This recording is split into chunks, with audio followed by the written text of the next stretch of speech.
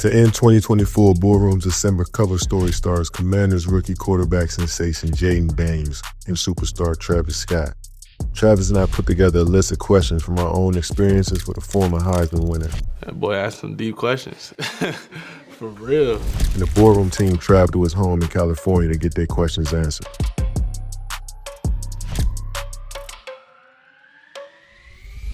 People back home, they call me Smooth Operator, and they call me Young Smooth. When I run, people say it doesn't even look like I'm running fast because everything just looks smooth. So I'll say that's the main thing. My author creativity is like I'm very just smooth in everything I do. Like out of structure, out of the ordinary.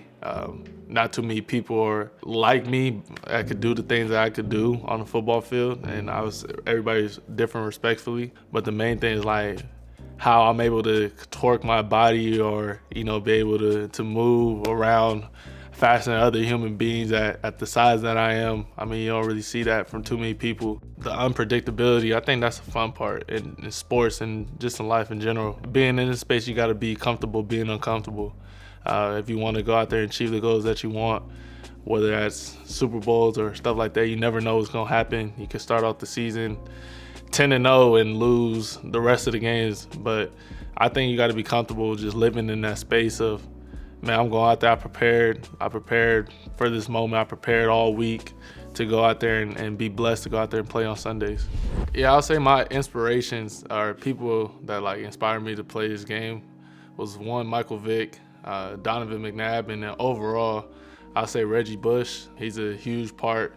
Kid from Southern California, watching him at USC, reason why I wore number 5 and stuff like that. But to be in the position I'm in today, play quarterback, Michael Vick was for sure an inspiration for me. Playing Madden 2004 with my older cousins, playing on the PlayStation 2 and just going out there and running around Michael Vick. So that kind of just like drew me to liking him even more in his game.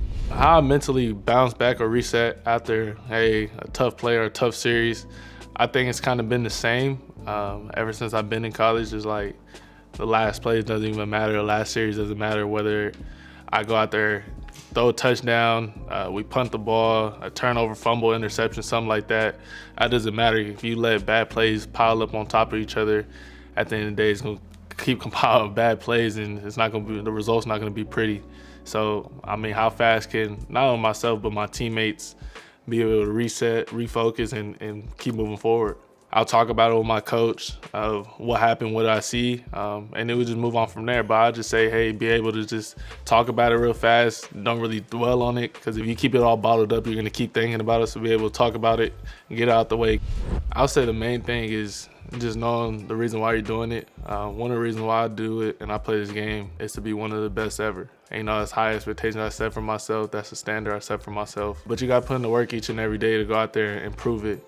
At the end of the day, nobody's going to care how high I was drafted, where I went, or how much money you make. How can I help this city? How can I help the team win? And that's the main thing. That's why I go in each and every day is like, how can I get better to be better for my teammates, be better for the organization, be better for the city and the fan base. Something unexpected I learned about myself was I kind of already knew, but just like how competitive I really am and how much the will I want to win. But I'll say past that is like how much impact I really have on, my teammates or people that are older than me that obviously I watched playing football and seen in the league and had high success. I don't really know how much impact or stuff like that I'll be able to have on the team, because obviously I'm coming in as a rookie. And you got guys that have been playing in the NFL for 10 plus years. So that's probably the most unexpected thing I learned about myself. Carrying the basketball, it's not for fun, even though I love basketball, but it's more so really just for ball control and footwork purposes. So just go out there and be able to use a different sport to help me get ready and prepare for obviously the sport that I'm playing. It helps me trick the mind a little bit, so I could go out there and when I pick up a football, the football is naturally smaller than basketball. A moment of adversity I was able to overcome was my transfer from Arizona State to LSU, dealing with stuff in my personal life and everything like that, and getting up and having to go to across the world to a whole different university and not really know anybody out there who I was getting myself into, but just trusting what God had for me and the plan He had set out for me, and it worked out. But just the failure that I had my last year at Arizona State, and be able to just go from there, grow from there with the hunger and everything to go out there and get better and make a name for myself. I mean, the adversity I experience currently in the NFL is we just recently just snapped a 3-game losing streak. And I don't remember the last time I ever lost 3 games in a row. So that's something new to me. Just going through that time where it's like, hey, you haven't won in almost a month, and you're going out there and you're losing close games, and it's very frustrating because how competitive I am. It's like, man, I want to go out there. I hate losing more than I love winning, and I don't want to lose. I'm too competitive for that, but just comes with that trials and tribulations. Throughout my rookie year, everything can't be perfect. If everything's perfect, then everybody would be able to play this sport. So just go out there and just learning from the losses, learning from, hey, this is how we lost this game. This is where I got to get better and continue to grow from there. It sound like a coach used to tell me, Coach Herm Edwards told me, like, just know when the journey is over. Don't change nothing about myself with my God-given abilities, my mobility, stuff like that. But just know when the journey is over. Just knowing when to get down, when do I have to go and fight for the extra yard. At the end of the day, it's like, hey, I'm here for the long time, for the long haul. It's not really short term or just a season. It's for the long haul. So your health and your longevity is the greatest thing. And biggest thing I was ever told was your availability is their best ability.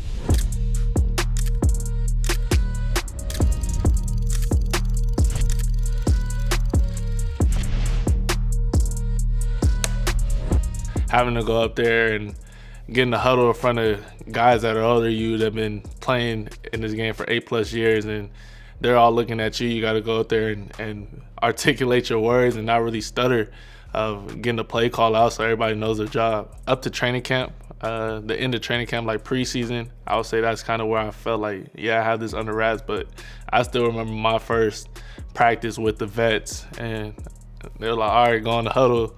You got your helmet on. They talk to you in the headset, and you gotta go out there and try to spit out the word. And I'm struggling, and I'm like, keep asking the coach, like, hey, say it again. So that was kind of like my welcome to the NFL moment. I say one play so far in my short NFL career.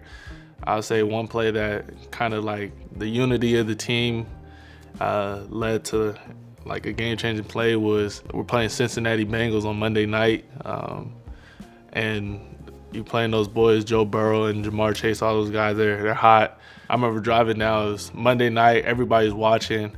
They're trying to see what Washington Commanders are about, and we go down, and I think it was like 4th and 7. That drive, I think we converted 2 4th downs, 4th and 7, like a 4th and 2.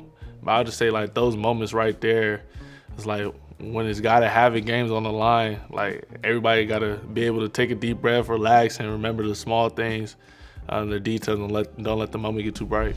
I would say the main thing about pressure, and I think everybody says kind of cliche, but pressure is a privilege. Not everybody is able to be in the position that I'm in. I'm blessed to be in, and go out there and perform each and every day, and have a lot of fans waiting for you or seeing what you can do to help win a football game. So I just say I kind of embrace that. But man, where I come from, I don't really see any pressure. I kind of made it out the area where a lot of people don't really make it out. We got a couple people in the NFL, and it's starting to change now, the dynamic, but a lot of people don't really make it out. So I don't really see pressure. And kind of after I lost both my grandparents to COVID in the same month, it was like, hey man, like nothing could be harder than that. So like football is kind of like the safe haven to go out there and just having fun and playing ball.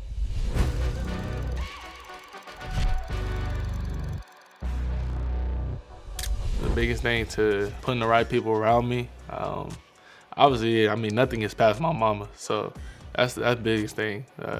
She reads people. She doesn't want to put people around me that she doesn't feel will benefit me at the end of the day. So that's kind of the biggest thing. But staying close to family, keeping my circle tight. Like I'm always around my family. I'm always around my cousins and even my boys that know me ever since before I even got here, and along the way, people that I became close with on my team or, in college and stuff like that, be able to keep that tight-knit group of guys that I really feel like have the same mindset and the same goal as me, on and off the field, so we're able to grow with each other. That boy asked some deep questions. For real. I'll say my legacy is, man, like how I carry myself off the field.